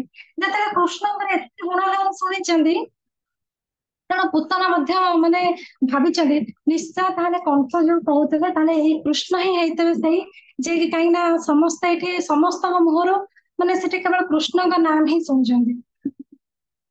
ତେଣୁ ପୂତନା କୃଷ୍ଣଙ୍କୁ ହିଁ ମାନେ ସେଥିପାଇଁ ସେ ଚିନ୍ତା କଲେ ଯେ ମୁଁ ପ୍ରଥମେ କୃଷ୍ଣ କୋଉଠି ରହେ କୃଷ୍ଣଙ୍କ ପାଖକୁ ହିଁ ଯିବି ଆଉ ପ୍ରଥମେ ମୁଁ କୃଷ୍ଣଙ୍କୁ ହିଁ ମାନେ ହତ୍ୟା କରିବି ପ୍ରଥମେ ସେଥିପାଇଁ ଆଉ ଗୋପବାଳୀ ମାନେ ସେଠି ବ୍ରଜବାସୀ ମାନେ ବି ପୂତନାଙ୍କ ଶରୀରରେ ମାନେ ସେମାନେ ଏତେ ସରଳା ସେମାନେ ଏତେ ମାନେ କୃଷ୍ଣ ପ୍ରେମରେ ମାନେ ସେମାନେ ଯେତେବେଳେ ଦେଖିଛନ୍ତି ମାନେ ଜଣେ ସୁନ୍ଦର ନାରୀ ହାତରେ ପଦ୍ମ ପୁଷ୍ପ ଧରିଛନ୍ତି ସେମାନେ ଭାବୁଛନ୍ତି କଣ ଯେ ସ୍ୱୟଂ ଶ୍ରୀକୃଷ୍ଣ ତ ଏଠି ନାରାୟଣ ଯିଏ କି ଜନ୍ମ ଲାଭ କରିଛନ୍ତି ଲକ୍ଷ୍ମୀ ଦେବୀ ଆସିଛନ୍ତି ତାଙ୍କୁ ଦର୍ଶନ କରିବା ପାଇଁ ମାନେ ସେଥିପାଇଁ ମାନେ ଲକ୍ଷ୍ମୀ ଦେବୀ ତାଙ୍କୁ ଦର୍ଶନ କରିବା ପାଇଁ ଆସିଛନ୍ତି ଆଉ ସିଏ ଯେତେବେଳେ ଆମ କାହ୍ନାକୁ ଆଶୀର୍ବାଦ କରିବେ ତାହେଲେ ଆମ କାହ୍ନାର ନିଶ୍ଚୟ ବହୁତ ମଙ୍ଗଳ ହେବ ଆମ କାହ୍ନା ଜୀବନର ସବୁ ଦୁଃଖ ଦୂର ହେବ ଏବଂ କାହ୍ନା ଆମର ବଡ ଆଗକୁ ବଡ ରାଜା ହବ ସେଇଟା ଭାବି ମାନେ ସେମାନେ କଣ କଲେ ନା ଯେତେ ମାନେ ଗୋପୀ ଗଣ ଥିଲେ ସେମାନେ ପୂତନାକୁ ନିଜେ ନେଇକି ନନ୍ଦ ଯଶୋଦାଙ୍କ ଭବନରେ ନେଇକି ତାଙ୍କୁ ଛାଡୁଛନ୍ତି ମାନେ ବ୍ରଜବାସୀଙ୍କର ଏଠି ମାନେ ତାଙ୍କ ସରଳତା ହିଁ ଏଠି ଜଣା ପଡୁଛି। ଯେତେବେଳେ ଯଶୋଦା ଦେବୀ ଆଉ ରୋହିଣୀ ଦେବୀ ଯେତେବେଳେ ପୂତନା ଯାଇକି ବିନା ଅନୁମତିରେ ଯଶୋଦା ଦେବୀ ରୋହିଣୀ ଦେବୀ ନନ୍ଦ ଭବନରେ ପହଞ୍ଚିଛନ୍ତି ଏବଂ ନନ୍ଦ ଭବନରେ ସେଠି ପହଞ୍ଚି ଯଶୋଦା ଦେବୀ ମଧ୍ୟ ତାଙ୍କ ରୂପକୁ ଦେଖିକି ସିଏ ବି ମାନେ ମାନେ ସିଏ ବି ଭାବିଛନ୍ତି ଏଇ ଜଣେ ଦେବୀ ବୋଲି ତାଙ୍କୁ ମାନେ ଭାବିଛନ୍ତି କିନ୍ତୁ ମାନେ କେହି ଜାଣି ହିଁ ପାରୁନାହାନ୍ତି କାହିଁକିନା ପୂତନା ତାର ନିଜ ଶରୀରରେ ଆସିନାହାନ୍ତି ନା ସେ ତାଙ୍କ ରୂପ ପରିବର୍ତ୍ତନ କରି ଗୋଟେ ସୁନ୍ଦର ସ୍ତ୍ରୀର ଲକ୍ଷ୍ମୀ ବେଶ ଧାରଣ କରି ଯେମିତି ଆସିଛନ୍ତି ସେଥିପାଇଁ ଯଶୋଦା ଦେବୀ ରୋହିଣୀ ଦେବୀ ତାଙ୍କୁ ଅନୁମତି ପ୍ରଦାନ କଲେ ଯେ ସେ ଯେମିତି ଯାଇକି ମାନେ ପୁତନା ଯାଇକି କୃଷ୍ଣଙ୍କୁ ଆଶୀର୍ବାଦ କରିବା ଯେମିତି କୃଷ୍ଣର ମଙ୍ଗଳ ହବ। କାହିଁକିନା ବ୍ରଜବାସୀ ମାନଙ୍କ ମନରେ ସେମାନେ କେବେ ତାଙ୍କ ଜୀବନକୁ ଭ୍ରୁକ୍ଷେପ କରନ୍ତି ନାହିଁ। ସେମାନେ ସବୁବେଳେ ଚାହାନ୍ତି ଯେମିତି କୃଷ୍ଣଙ୍କର ହିଁ ମାନେ ସବୁବେଳେ ତାଙ୍କର ଧ୍ୟାନ କୃଷ୍ଣଙ୍କ ଉପରେ ହିଁ ଥାଏ। ସବୁ ମାନେ ସେମାନେ ଯାହା ବି କିଛି କରୁଥିଲେ କୃଷ୍ଣଙ୍କ ନିମିତ୍ତ ହିଁ କରୁଥିଲେ। ସେଥିପାଇଁ ଯୋଉଥିରେ କୃଷ୍ଣଙ୍କର ମଙ୍ଗଳ ହବ ସେଇ କାମ ହିଁ ସେ କରିଥିଲେ। ଯେତେବେଳେ ଦେଖିଲେ ଯେ ଆମ କୃଷ୍ଣଙ୍କୁ ଆଶୀର୍ବାଦ ଦବ, ସେଥିପାଇଁ ତାଙ୍କୁ ମାନେ ଆଲାଉ କଲେ ଯେ ଯେମିତି ସେ କୃଷ୍ଣଙ୍କୁ ମାନେ ପୁତନା ତାପରେ ଯାଇଛନ୍ତି, ପ୍ରବେଶ କରିଛନ୍ତି, ଦେଖିଛନ୍ତି କୃଷ୍ଣ ଶୟନ କରିଛନ୍ତି ତାଙ୍କ କ୍ଷୁଦ୍ର ଶଯ୍ୟାରେ। ସାଧାରଣତଃ ସେ ଗୋଟେ ଅସୁର ହେଲେ ବି କୃଷ୍ଣ ଆମେ ଜାଣନ୍ତି ସର୍ବାକର୍ଷୟତେ ଇତି କୃଷ୍ଣ, ଯେ ସମସ୍ତଙ୍କୁ ଆକର୍ଷଣ କରନ୍ତି ସେ ହିଁ ହଉଛନ୍ତି କୃଷ୍ଣ। ଆଉ ସେ ସମସ୍ତଙ୍କ ହୃଦୟରେ ପରମାତ୍ମା ହେଇକି ବିଦ୍ୟମାନ ହନ୍ତି। ତାହେଲେ ପୁତନା ବି ଯେତେବେଳେ ହଠାତ୍ କୃଷ୍ଣଙ୍କୁ ଦେଖିଛି, ତାକୁ ବି ମାନେ ସେ କୃଷ୍ଣଙ୍କୁ ଦେଖି ଜାଣିପାରିଲେ ନିଶ୍ଚୟ, ସେ ବି ଭାବୁଛି ନିଶ୍ଚୟ ଏଇ କୃଷ୍ଣ ପାଖରେ କିଛି ଅଛି, ମତେ ଇଏ ସାଧାରଣ ଶିଶୁ ଭଳି ଜଣା ପଡୁନାହାନ୍ତି। ବୋଧେ କଂସ ମହାରାଜ ଯାହା କହୁଥିଲେ ଇଏ ବୋଧେ ସେଇ ବାଳକ ବିଷ୍ଣୁ ଯିଏକି ଜନ୍ମ ଗ୍ରହଣ କରିଛନ୍ତି। ପୁତନାକୁ ଆଭାସ ହେଇଛି, କିନ୍ତୁ ଯେହେତୁ ପୁତନା ସବୁବେଳେ କୁକର୍ମରେ, ଯେହେତୁ ଗୋଟେ ଯୋଗିନୀ ଥିଲା, ଗୋଟେ ଆସୁରିକ ପ୍ରବୃତ୍ତି ଯେତେବେଳେ ତା ଭିତରେ ଅଧିକ ଥିଲା, ସେ ରକ୍ତ ମାନେ ମାଂସ ଏଇ ସବୁ ଜିନିଷ ତାର ଖାଦ୍ୟ ଥିଲା, ଭକ୍ଷଣ କରୁଥିଲା, ତେଣୁ ସେ ଭଗବାନଙ୍କର ଆଭାସ ପାଇକିନା ବି ସେ ଶଙ୍କା, ଆଉ ଭଗବାନ ବି ତାଙ୍କର ସେ ଶକ୍ତି କି ପୁତନାକୁ ଦେଖି ମାନେ ଯୋଉ ଭଗବାନ ସବୁବେଳେ ମାନେ ଯୋଗ ମାୟାରେ ତାଙ୍କୁ ଆବୃତ କରିଦେଲେ, ଯାହା ଫଳରେ କି ପୁତନା ମାନେ ସାଙ୍ଗେ ସାଙ୍ଗେ ତାକୁ କ୍ଷଣିକା ଆଭାସ ମିଳିଲେ ବି ତାପରେ ସେ ପୁଣି ଚିନ୍ତା କଲା ନାଇଁ ମତେ ମୁଁ ମାନେ କୃଷ୍ଣଙ୍କୁ ମାରିବା ମୋର ତ ବାଁ ହାତରେ ଖେଳ। କାହିଁକିନା ଇଏ ଗୋଟେ, ସେ ଭାବିଲା କୃଷ୍ଣଙ୍କ ଗୋଟେ କଣ ଛୋଟ ଶିଶୁ, ଛୋଟ ଶିଶୁ, ତେଣୁ କୃଷ୍ଣଙ୍କୁ ମତେ ହତ୍ୟା କରିବା ପାଇଁ କିଛି ବି ମାନେ ସମୟ ଲାଗିବନି, ମୁଁ ତାଙ୍କୁ ମାନେ ହତ୍ୟା କରିପାରିବି। ଏହା ଭାବିକି ମାନେ ସେ କୃଷ୍ଣଙ୍କୁ ତାର ଗୋଟେ ମା ଯେମିତି ଗୋଟେ ଛୁଆକୁ କୋଳରେ ନେଇ ସ୍ତନ୍ୟପାନ କରାଏ, ସେମିତି ସେ କୃଷ୍ଣଙ୍କୁ ମାନେ ତାର କୋଳକୁ ନେଇଛି। ଆଉ କୃଷ୍ଣ ବି ମଧ୍ୟ କଣ କରିଛନ୍ତି, ଯେହେତୁ ପୁତନା ଗୋଟେ ମାନେ ଭଗବାନ ତ ସନ୍ତର୍ଯାମୀ ନା, ସେ ସବୁ କିଛି ଜାଣିପାରନ୍ତି। ଏମିତି ନାହିଁ ଯେ ଭଗବାନ କିଛି ମାନେ ଜାଣିନାହାନ୍ତି। ଭଗବାନ ତ ପୁତନା ମାନେ ସେ ଶରୀର ଭିତରେ ପୁତନାର କୁରୂପକୁ ବି ଦେଖିଛନ୍ତି, ଏବଂ ପୁତନା କୋଉ ଉଦ୍ଦେଶ୍ୟ ନେଇକି ଆସିଛି ଭଗବାନ ସେ ସବୁ ବି ଜାଣି ପାରୁଛନ୍ତି। ତେଣୁ ଭଗବାନ କହିଲେ ଯଦି ପୁତନା ମା ର ଅଭିନୟ କରିଛନ୍ତି, ତାହେଲେ ବି ମୁଁ ବି ଗୋଟେ ଛୋଟ ଶିଶୁର ଅଭିନୟ କରିବି। ସେଥିପାଇଁ ଭଗବାନ କଣ କରିଛନ୍ତି, ଯେମିତି ଗୋଟେ ସାଧାରଣତଃ ସ୍ତନ୍ୟପାନ କଲା ବେଳେ ଗୋଟେ ଛୋଟ ଶିଶୁ କେମିତି ମା କୁ ଆଲିଙ୍ଗନ କରି ମା ର କାନି ଧରି ଯେମିତି ସ୍ତନ୍ୟପାନ କରେ, ଭଗବାନ ବି ସେମିତି କଣ କରିଛନ୍ତି ନା ପୁତନା କୋଳରେ ପୁତନାକୁ ଆଲିଙ୍ଗନ କରିକି ପୁତନା ମାନେ ସ୍ତନ୍ୟପାନ କରୁଛନ୍ତି। ଆଉ ଯେତେବେଳେ ସ୍ତନ୍ୟପାନ କରୁଛନ୍ତି କିଛି ସମୟ ତାପରେ ଭଗବାନ ଯେତେବେଳେ ପୁତନା ସେତେବେଳେ କଣ ଅଛି, ଭଗବାନ ଆଖି ବନ୍ଦ କରିଦଉଛନ୍ତି। ଏ ଆଖି ବନ୍ଦ କରିବା ଉପରେ ମାନେ ନେଇକିନା ବି ଏଥିରେ ବହୁତ ଅନେକ ମୁନି ମାନେ ଅନେକ କଥା ମାନେ ଏଥିରେ କହିଛନ୍ତି ଯେ ପୁତନା କୁ ଦେଖି ଭଗବାନ କାହିଁକି ଆଖି ବନ୍ଦ କରିଦେଲେ। କାହିଁକି ନା ଏଠି ମାନେ କୁହାଯାଇଛି ଯେ ଭଗବାନ ଯେହେତୁ ପୁତନା ଗୋଟେ ସ୍ତ୍ରୀ ଶରୀର ନେଇ ଆସିଥିଲା, ଗୋଟେ ସ୍ତ୍ରୀ ଥିଲା, ସେଥିପାଇଁ ହୁଏତ ଭଗବାନ ତାକୁ ଦେଖିକି, ସ୍ତ୍ରୀ ଥିଲା ପୁଣି ଗୋଟେ ରାକ୍ଷସ ଥିଲା, ସେଥିପାଇଁ ପୁତନା କୁ ଦେଖିବାକୁ ଭଗବାନ ଇଚ୍ଛା କରୁନଥିଲେ, ସେଥିପାଇଁ ଭଗବାନ ଆଖିକୁ ବନ୍ଦ କରିଦଉଛନ୍ତି। ଆଉ ମାନେ ଦ୍ଵିତୀୟ କାରଣ ଗୋଟେ ହେଲା, ଭଗବାନଙ୍କ ଆଖି ଏଥିପାଇଁ ବି ବନ୍ଦ କରିଦେଇଛନ୍ତି କାହିଁକିନା ଭଗବାନ ଜାଣିଥିଲେ ଯେ ପୁତନା ତା ସ୍ତନରେ ବିଷ ଲେପ କାଳକୂଟ ବିଷକୁ ବୋଳିକି ଆସି ତାଙ୍କୁ ପ୍ରାଣ ନେବା ପାଇଁ, କିନ୍ତୁ ଭଗବାନଙ୍କର ତ ସେ ପ୍ରାଣ ନେଇପାରିବେନି ନା, ତେଣୁ ଭଗବାନ ଆଖି ବନ୍ଦ କରି ଆମର ହଳାହଳ ବିଷକୁ କିଏ ପାନ କରନ୍ତି, ଶିବଜୀ। ତେଣୁ ଭଗବାନ ମାନେ ଆଖି ବନ୍ଦ କରି ଶିବଜୀଙ୍କୁ ହିଁ ଆଦେଶ ଦଉଛନ୍ତି ଯେ ହଳାହଳ ବିଷକୁ ମାନେ ପୁତନାର ହଳାହଳ ବିଷକୁ ପାନ କରିବା ପାଇଁ। ଆଉ ଗୋଟେ ବି ପୁତନା ଆଖି ବନ୍ଦ କରିବା ପାଇଁ ମତ ଅଛି ଯେ ଭଗବାନ ଆଖି ବନ୍ଦ କରି ପୁତନାର ପୂର୍ବ ଜନ୍ମ କଥାକୁ ବି ସ୍ମରଣ କରୁଛନ୍ତି। ମାନେ ପୂର୍ବ ଜନ୍ମ କଥା କଣ ନା, ପୁତନା ମୋର ପୂର୍ବଜନ୍ମ, ପ୍ରକୃତରେ ପୁତନା ପୂର୍ବ ଜନ୍ମରେ ବାଳି ମହାରାଜଙ୍କର କନ୍ୟା ରତ୍ନମାଳା ଥିବେ। ଆଉ ସେ ଯେତେବେଳେ ରତ୍ନମାଳା ଥିବେ ମାନେ ଯେତେବେଳେ ବାମନ ଦେବଙ୍କୁ ସେ ପ୍ରଥମେ ଦେଖିଥିବେ, ତାଙ୍କୁ ଇଚ୍ଛା ହେଇଥିବ ଯେ କାଶ ବାମନ ଦେବ ଇଏ ମୋର ସନ୍ତାନ ହେଇଥାନ୍ତେ କି। ତେଣୁ ଯେତେବେଳେ ସନ୍ତାନ ପାଇଁ ଇଚ୍ଛା କରିଥିବେ, ତେଣୁ ଭଗବାନ ଦେଖନ୍ତୁ କେତେ ମାନେ କରୁଣାମୟ, ସେ ଏଇଭଳିଆ କାମରେ ବି ତାଙ୍କର ଏଇଥିରେ ପୂର୍ଣ୍ଣ କରୁଛନ୍ତି। ସେ ପୁତନା ମଧ୍ୟ ତାଙ୍କର ଏଇ ଜନ୍ମଟା ହେଇଛି। ଆଉ ପୁଣି ଗୋଟେ ସେ ମାନେ କାମନା ବି କରିଥିବେ, ଯେତେବେଳେ ବଳି ମହାରାଜଙ୍କର ସବୁ ଧନ ନେଇ ଯାଇଥିବେ, ତାଙ୍କର ରାଗ ବି ଆସିଥିବ, ତେଣୁ ସେ ଭାବିଥିବେ ମୋର ଯଦି ମାନେ ମୁଁ ଆକୁ ସେ ଭାବିଥିବେ ଆକୁ ସନ୍ତାନ ପାଇଁ, ସନ୍ତାନ କରିବା ପାଇଁ, କିନ୍ତୁ ଯେତେବେଳେ ବଳି ମହାରାଜଙ୍କର କ୍ଷତିଗ୍ରସ୍ତ ମାନେ ତାଙ୍କର ଧନ ହରଣ କରିଥାଏ, ତାଙ୍କର ରାଗ ବି ଆସିଥିବ, ସେ ଚିନ୍ତା କରିଥାଏ ମୁଁ ଆକୁ ବିଷ ଦେଇ ମାରିଦେବା ପାଇଁ। ସେଥିପାଇଁ ଭଗବାନ ତାଙ୍କର ଦିଟା ଯାକ ଇଚ୍ଛାକୁ ପୂରଣ କରିଛନ୍ତି। ଆଉ ସେଥିପାଇଁ ଭଗବାନ ଏଇଟା ତାଙ୍କର କୁହାଯାଏ ଯେ ଭଗବାନ ଆଖି ବନ୍ଦ କରିକି ସେ କଥାକୁ ସ୍ମରଣ କରୁଛନ୍ତି। ତାପରେ ମାନେ ଆଉ ଗୋଟେ ମାନେ କାରଣ ବି ଅଛି ଯେ ଭଗବାନ ଚିନ୍ତା କରୁଛନ୍ତି ଭଗବାନ ମାନେ ମାନେ ଭାବୁଛନ୍ତି ଭଗବାନ ଜାଣିଛନ୍ତି ଯେ ପୁତନା ଯେହେତୁ ମୋର କ୍ରୋଧ ମାନେ ଏତେ କୁକର୍ମ କରିଛି, ଭଗବାନ କହିଲେ ମୁଁ ଯଦି ମୋ କ୍ରୋଧାଗ୍ନିରେ ମତେ ଭଗବାନଙ୍କୁ ଯଦି ମୋର କ୍ରୋଧ ଆସିବ ଏବଂ ମୋ କ୍ରୋଧାଗ୍ନି ହବ, ତାହେଲେ ତ ମାନେ ପୁତନା ଭସ୍ମୀଭୂତ ହେଇଯିବ ଏବଂ କିଛି ଲୀଳା ବି ସଂଗଠିତ ହେଇପାରିବନି। ସେଥିପାଇଁ ମଧ୍ୟ ଭଗବାନ ଆଖିକି ବନ୍ଦ କରିଦଉଛନ୍ତି ଏବଂ ଆଖି ବନ୍ଦ କରି ପୁତନାର ସ୍ତନ୍ୟପାନ କରୁଛନ୍ତି। ଏବଂ ଯେତେବେଳେ ସ୍ତନ୍ୟପାନ କରି ତାର ପ୍ରାଣ ଶୋଷୁଛନ୍ତି, ସେଇ ସମୟରେ କଣ ମାନେ ପୁତନା ବହୁତ ଜୋରରେ ଚିତ୍କାର କରୁଛି ଏବଂ ବହୁତ ଜୋରରେ ଏତେ ଜୋରରେ ଚିତ୍କାର ତାକୁ ପୀଡା ହଉଛି, ବହୁତ ଜୋରରେ ଚିତ୍କାର କରି ସେ ସାଙ୍ଗେ ସାଙ୍ଗେ ମାନେ କଣ କରୁଛି ନା ମାନେ ଦୌଡିବାକୁ ଆରମ୍ଭ କରୁଛି ଏବଂ ମାନେ ଦୌଡି ଦୌଡି ଏମିତି ଗୋଟେ ଜାଗାରେ ପଡ଼ିଲା, ଚାହିଁଥିଲେ ତ ଭଗବାନ ସେଇଠି ବି ତାର ପ୍ରାଣ ହରଣ କରିପାରିଥାନ୍ତେ, କିନ୍ତୁ ଭଗବାନ ଜାଣିଛନ୍ତି ଗୋଟେ ରାକ୍ଷସ ମାନେ ପୁତନାର ଶରୀର କାଳେ ମାନେ ପୁତନା ଯେତେବେଳେ ନିଜ ତାର ଅସଲ ରୂପକୁ ଫେରି ଆସିବ, ତାହେଲେ କଣ ସମସ୍ତେ ବ୍ରଜବାସୀ ମାନେ ଦେଖିକି ଭୟଭୀତ ହେଇଯିବେ। ଆଉ ଭଗବାନ କେବେ ବି ବ୍ରଜବାସୀ ମାନଙ୍କୁ ଭୟଭୀତ ହଇରାଣ କରିବା ପାଇଁ ଚାହୁଁନଥିଲେ ଏବଂ ବ୍ରଜବାସୀଙ୍କର କୌଣସି ବି କ୍ଷତି ହଉ ସେଇଟା ଭଗବାନ ଚାହୁଁନଥିଲେ। ସେଥିପାଇଁ ଭଗବାନ ଏମିତି ତାଙ୍କୁ ପୀଡା ଦେଲେ, ପୁତନାଙ୍କ ଦେହରୁ ମାନେ ଝାଳ ଟପ ଟପ ମାନେ ଯେମିତି କହନ୍ତି ଏତେ କଷ୍ଟ ହଉଥିଲା, ସେଥିପାଇଁ ସେ ଦୌଡି ଦୌଡି ଏମିତି ଜାଗାରେ ପଡିଲେ ଯୋଉଟା କି କଂସର ଉଦ୍ୟାନ ଥିଲା, ସେଠି ଯାଇକି ପଡିଲେ ଏବଂ କଂସର ସବୁ ଯାକ ବୃକ୍ଷ ସେଠି ନଷ୍ଟ ହେଇଗଲା। ଏବଂ ଯେତେବେଳେ ପୁତନା ତାପରେ ଯେତେବେଳେ ମୃତ୍ୟୁବରଣ କରିଛନ୍ତି, ଏତେ କଷ୍ଟ ପାଇଛନ୍ତି, ପୁତନା ନିଜର ସ୍ୱରୂପ ସ୍ୱ ଶରୀରକୁ ଫେରି ଆସିଛନ୍ତି। ତାଙ୍କର 12 ମାଇଲ ମାନେ 12 ଯୋଜନ ଧରି ତାଙ୍କ ଶରୀର ବ୍ୟାପିଛି, ମାନେ ପୁତନା ଏତେ ବଡ ତାଙ୍କର ରାକ୍ଷସ ଶରୀର ଥିଲା। ଏବଂ ତାଙ୍କୁ ଦେଖିଲେ ମାନେ ଏତେ ଜୋର ମାନେ ପୁତନା ପଡିଛନ୍ତି, ସେ ସମୟରେ ଯେମିତି ବ୍ରଜବାସୀ ମାନେ ଅନୁଭବ କରୁଛନ୍ତି ଆକାଶରୁ ଯେମିତି ବଜ୍ରପାତ ହଉଛି କି ସେଇଭଳି ଅନୁଭୂତ ହଉଛି, ଯେମିତି ଭୂକମ୍ପ ସୃଷ୍ଟି ହଉଛି, ମାନେ ଏଇଭଳିଆ ଅନୁଭୂତ ହଉଛି। ଆଉ ତାଙ୍କୁ ଯେ ଦେଖିବ ସେ ସମୟରେ ଯେମିତି ପୁତନାଙ୍କର ଦୁଇ ଗୋଡ ଦିଟା ଯେମିତି ଦିଟା ଫୁଲ ଭଳି ତାଙ୍କୁ ଲାଗୁଛି, ତାଙ୍କର କେଶ ଯେମିତି ଆଖି ଯେମିତି ପର୍ବତ ଭଳି ଲାଗୁଛି ଏବଂ ମାନେ ତାଙ୍କୁ ପେଟ ଯେତେବେଳେ ଭଗବାନ ତାଙ୍କର ଶୋଷି ନେଇଛନ୍ତି, ତାଙ୍କ ଏଇ ପ୍ରାଣ ହରଣ କରିଛନ୍ତି, ତାଙ୍କ ପେଟ ଯେମିତି ଯେମିତି ପୋଖରୀଟା ଶୁଖିଗଲେ ଯେମିତି ମାନେ ଶୁଷ୍କ ପୋଖରୀ ସେଇଭଳି ହିଁ ତାଙ୍କର ଶରୀର ବର୍ତ୍ତମାନ ଦେଖାଯାଉଛି। ଏବଂ ପୁତନାଙ୍କର ପ୍ରାଣ ଯେତେବେଳେ ତ୍ୟାଗ କରିଛନ୍ତି, ଆଉ ସେଇ ସମୟରେ ଗୋକୁଳରୁ ପ୍ରତ୍ୟାବର୍ତ୍ତନ କରି ନନ୍ଦ ମହାରାଜ ମଧ୍ୟ ଆସିକି ପହଞ୍ଚି ଯାଇଛନ୍ତି।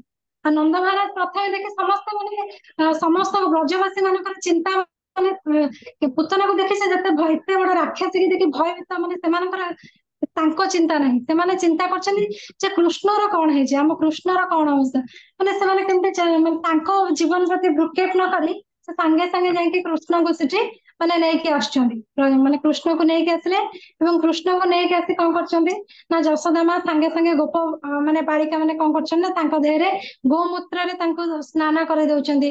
ତାଙ୍କ ଗୋମୂତ୍ରରେ ସ୍ନାନ କରି ତାଙ୍କୁ ଗାଈ ଲାଞ୍ଜରେ ଯଶୋଦା ମା ତାଙ୍କୁ ଝାଡି ଦଉଛନ୍ତି ଏବଂ ତାପରେ କଣ କରୁଛନ୍ତି ନା ତାଙ୍କ ଗୋଡ ପୁଣି ତାଙ୍କ ଶରୀରରେ ଗୋଳି ଦଉଛନ୍ତି।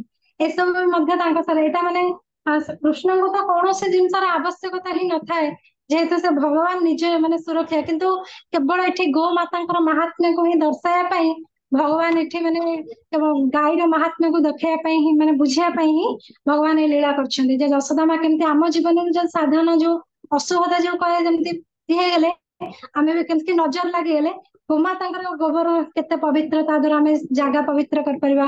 ଗୋମାତାଙ୍କ ଯେତେବେଳେ ନଜର ଲାଗିଯାଏ ଗାଈ ଲାଞ୍ଜରେ ହିଁ ଝାଡିଦେବେ, କେବଳ ଗୋମାତାଙ୍କର ହିଁ ସେବା କଲେ ଭଗବାନ ତା ଦେହରେ କେତେ ଖୁସି ହେବେ। କେବଳ ଗୋମାତାଙ୍କର ମାହାତ୍ମ୍ୟ ପାଇଁ ହିଁ ଭଗବାନ ଏଇ ଲୀଳାଟିକୁ ମାନେ ଯଶୋଦା ମା ଏମିତି କରିଛନ୍ତି। ଏବଂ ତାପରେ ଯଶୋଦା ମା କଣ କରୁଛନ୍ତି ନା ହରିଙ୍କର ଦ୍ୱାଦଶ ନାଁ ନେଇକି ତାଙ୍କ ଶରୀରକୁ ମଧ୍ୟ ହରିଙ୍କୁ ପ୍ରାର୍ଥନା କରି ତାଙ୍କ ଶରୀରକୁ ମଧ୍ୟ ଛାଡୁଛନ୍ତି ସବୁ, କାହିଁକିନା ମାନେ ସମସ୍ତେ ସେମାନେ ନିଜ କଥା ହିଁ କେହି ଭାବୁନାହାନ୍ତି, କେବଳ କୃଷ୍ଣଙ୍କର ରକ୍ଷା ପାଇଁ ସୁରକ୍ଷା ପାଇଁ କେବଳ ସେମାନେ ବ୍ରଜବାସୀ ମାନେ ହିଁ ଚିନ୍ତା କରୁଛନ୍ତି।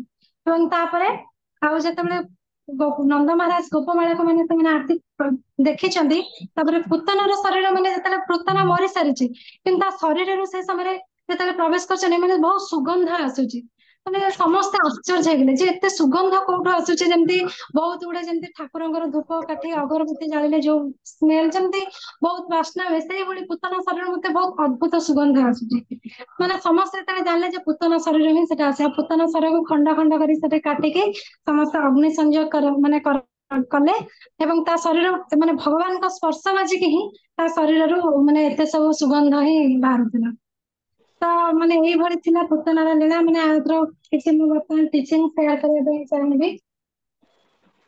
ଫାର୍ଷ୍ଟ କଥା ହେଲା ପ୍ରଥମେ ଆମେ ଦେଖିବା ପୁତନା ତାର ଯେତେବେଳେ ଶରୀର ମାନେ ପରିବର୍ତ୍ତନ କଲା, ମାନେ ମାନେ ଗୋଟେ ସୁନ୍ଦର ସ୍ତ୍ରୀର ରୂପ ଧାରଣ କରିକି ସେ ଆସିଥିଲା, ତାର ପ୍ରକୃତ ରୂପ ହିଁ ସେଇଟା ନଥିଲା। ମାନେ ଗୋଟେ ନାଇଁ ଡୋंट जज a book by its cover ମାନେ ସେଇ ଟାଇପର ଆମେ କାହାକୁ ବି ଉପରେ ଉପରେ ଦେଖିକିନା କାହାକୁ ମାନେ ଜଣକ ବାହ୍ୟ ରୂପକୁ ଦେଖିକିନା କେବେ ଆକୃଷ୍ଟ ହବା କି ସେ ଏମିତି ହେଇଥିବ ଏଇଟା କେବେ ଆମେ ଭାବିବା ଠିକ ନୁହଁ। ଯେମିତି ସାଧାରଣତଃ ଆମେ ବହିରଙ୍ଗା ଶକ୍ତିକି ଦେଖିକି ଏତେ ଆକୃଷ୍ଟ ହେଇଯାଉ ଭଗବାନଙ୍କର ମାୟାରେ ମୋହିତ ହେଇଯାଉ ସେମିତି ହିଁ ଆମେ କରିବା କଥା ନୁହଁ। ମାନେ ସେ ଆର ମାନେ ଏଇଟା ଗୋଟେ ଏ ଲୀଳାର ଆମେ ଏଇ ଶିକ୍ଷା ପାଇପାରିବା ଯେ ଆମେ କାହାକୁ ମାନେ ଉପରୁ ଉପରୁ ଦେଖିକିନା କେବେ କାହାକୁ ଜଜ କରିବା ହବନି। ଆଉ ଗୋଟେ କଥା ବି ଏଥିରୁ ଶିକ୍ଷା ପାଇପାରିବା ଯେ କୌଣସି ଜିନିଷ ଯେମିତି ଆମର ନର୍ମାଲି ହିରୋ ହିରୋଇନ ମାନେ ଥାଆନ୍ତି ହିରୋ ହିରୋଇନ ମାନେ ଆକ୍ଟିଂ ବି କରନ୍ତି ଆମେ କଣ ଭାବୁ ଆମ ମନରେ ଧାରଣା ଆସେ ଯେ ଏ ହିରୋଟା ଆକ୍ଟିଂ କରିଛି ମାନେ ଆ କ୍ୟାରେକ୍ଟର ଟା ଏମିତି ହିଁ ହେଇଥିବ ଆମ ମାଇଣ୍ଡରେ ସାଧାରଣତଃ ଏଇ ଧାରଣା ହିଁ ପଳେଇ ଆସେ କିନ୍ତୁ ପ୍ରକୃତରେ ସେମିତି ହେଇ ହିଁ ନଥାଏ। କାହିଁକିନା ଯୋଉ ହିରୋ ସେ କିଛି ମୁହୂର୍ତ୍ତ ପାଇଁ ହିଁ ସେ ଆକ୍ଟିଂ କରିପାରେ। ଯଦି କୁହାଯିବ ଗୋଟେ ହିରୋକୁ ଯେ ତୁ ଏଇ ଫିଲ୍ମରେ ଯୋଉ ଆକ୍ଟିଂ କରିଥିଲୁ ସେଇ ଆକ୍ଟିଂ କରି ତୁ ସାରା ଜୀବନ ରହ ଜଣେ ମାନେ ସେଇଟା କେବେ ପସିବଲ ହିଁ ହେଇନଥାଏ। ଯିଏ ଯେମିତି ତାର ନିଜ ରୂପଟାକୁ ହିଁ ଯେମିତି କଣ କହନ୍ତି ମାନେ ସାଙ୍ଗେ ସାଙ୍ଗେ ଫେରେ ସେମିତି ପୂତନା କ୍ଷେତ୍ରରେ ଆମେ ଏଇଟା ବି ଶିଖିପାରିବା ଜଣେ ଯେତେ ମାନେ ଚେଷ୍ଟା କଲେ ଯେତେ ଯୋଉ ଭଙ୍ଗୀରେ ଚେଷ୍ଟା କଲେ ଯେ ଯୋଉଟା ନୁହଁ ସେଟା ପ୍ରେଜେଣ୍ଟ କରିବା ପାଇଁ ଚେଷ୍ଟା କଲେ ବି ସେଟା କେବେ ବି ସେଇ ରୂପରେ କେବେ ସ୍ଥାୟୀ ଭାବରେ ରହିପାରିବନି। ଯାହା ହେଲେ ବି ଯେମିତି ପୂତନା ଗୋଟେ ରାକ୍ଷସୀ ଥିଲା ଆଉ ତା ଯେମିତି ପୂତନା ଗୋଟେ ରାକ୍ଷସୀ ବି ମଧ୍ୟ ପରିବର୍ତ୍ତନ ହେଇଗଲା। ତେଣୁ ଏଇଟା ବି ଆମେ କରିପାରିବା ଯେ ଆମେ ମାନେ ଏଇଟାରେ ବି ଆମେ ଜମା ଇଏ ହେଇବା କଥା ନୁହଁ। ଗୋଟେ ସବୁବେଳେ ପାଇଁ ଆମେ ମାନେ କଣ ନିଜେ ଯେମିତି ସେଇଭଳି ହିଁ ମାନେ ରହିବା ଉଚିତ। ଆଉ ଗୋଟେ କଥା ଏଥିରୁ ଆମେ ମାନେ ଶିକ୍ଷା ଲାଭ କରିପାରିବା ବ୍ରଜବାସୀଙ୍କର ସରଳତା ମାନେ ବ୍ରଜବାସୀ ଯେତେବେଳେ ଦେଖୁଛନ୍ତି ତାଙ୍କୁ ମାନେ ସେ ଚିନ୍ତା କରିଛନ୍ତି କଣ ଯେ ମାନେ ସେ ପୂତନାକୁ ଦେଖିକିନା ବି ସେ କଣ ମାନେ ଭାବୁଛନ୍ତି ଯେ ପୂତନା ଗୋଟେ ଲକ୍ଷ୍ମୀ ରୂପ। ମାନେ ବ୍ରଜବାସୀ ଆମେ ବି ତେଣୁ ସିମ୍ପଲ ଲିଭିଂ ଆଉ ହାଇ ଥିଙ୍କିଙ୍ଗ ରଖିବା କାହିଁକିନା ସରଳ ଜୀବନ ହିଁ ଭକ୍ତି କି ମାନେ ପ୍ରକୃଷ୍ଟ ମାନେ ଯଦି ଆମେ ଲାଇଫଷ୍ଟାଇଲକୁ ସରଳ କରିପାରିବା ତାହେଲେ ବି ମଧ୍ୟ ଆମେ ବ୍ରଜବାସୀଙ୍କ ଭଳି ଭକ୍ତିକୁ ମାନେ ଭକ୍ତିର ମେନ୍ ଉଦ୍ଦେଶ୍ୟ ହେଲା ଆମେ ସରଳତାକୁ ହିଁ ଇଏ କରିବା। ତାହେଲେ ଆଉ ଗୋଟେ ମାନେ ଗୋଟେ ଯାହାଥିରୁ ଟିଚିଂ ପାଇବା ଯେମିତି ପୂତନା ସବୁ ଶିଶୁ ମାନଙ୍କୁ ବଦ୍ଧ କରୁଥିଲା ମାନେ ହତ୍ୟା କରୁଥିଲା। ମାନେ ଏବେ ବର୍ତ୍ତମାନ କଣ ହଉଛି କି ସାଧାରଣତଃ ମାନେ କଣ ମାନେ ଯେମିତି ବର୍ତ୍ତମାନ ସନ୍ତାନ ଯେ ଧର ଯାହାର ଗୋଟେ ସନ୍ତାନ ଅଛି ଅନ୍ୟ ସନ୍ତାନ ଇଚ୍ଛା ନ କରି ସନ୍ତାନକୁ ହତ୍ୟା ବି କରୁଛନ୍ତି। ମାନେ ପୂତନା ମଧ୍ୟ ଲୀଳାରୁ ଆମେ ଗର୍ଭସ୍ଥ ଶିଶୁକୁ ଯୋଉ ହତ୍ୟା କରିବା ଏଇଟା ବି ଗୋଟେ ମହାପାପ ହେଇଥାଏ। ତେଣୁ ଆମେ ଏଥିରୁ ବି ଗୋଟେ ଶିକ୍ଷା କରିବା ପୂତନା ଲୀଳାରୁ ଯେ କୌଣସି ବି ଏଇଟା ଗୋଟେ ମହାପାପ କୌଣସି ଗର୍ଭସ୍ଥ ଶିଶୁକୁ କେବେ ହତ୍ୟା କରିବାଟା ମାନେ ଉଚିତ ନୁହଁ। हरे कृष्ण। हरे कृष्ण। विशेष धन्यवाद माताजी को बहुत सुंदर सुंदर टीचिंग्स गुड़ा शेयर कर करेंगे कि समय सापेक्षता अच्छी आम पाखे अन्य स्पीकर माने भी कहे मामनी माताजी को बहुत धन्यवाद दवा सुंदर भाव प्रिपेयर विशेष धन्यवाद आगु को बहुत गुड़ा लीला समस्त शेयर करेंगे आउ चेष्टा करवा दरकार जो जो शिक्षा गुड़ा माताजी आम समस्त शेयर कले सब किसी को आम चेष्टा करवा दरकार निजर भक्ति जीवन में पालन करके आगु आमर भक्ति अभिवृद्धि जमी हम तापर विशेष ध्यान देवार अच्छे ठीक अच्छे तो आम देखा नेक्स्ट हरे कृष्ण माताजी। हरे कृष्ण।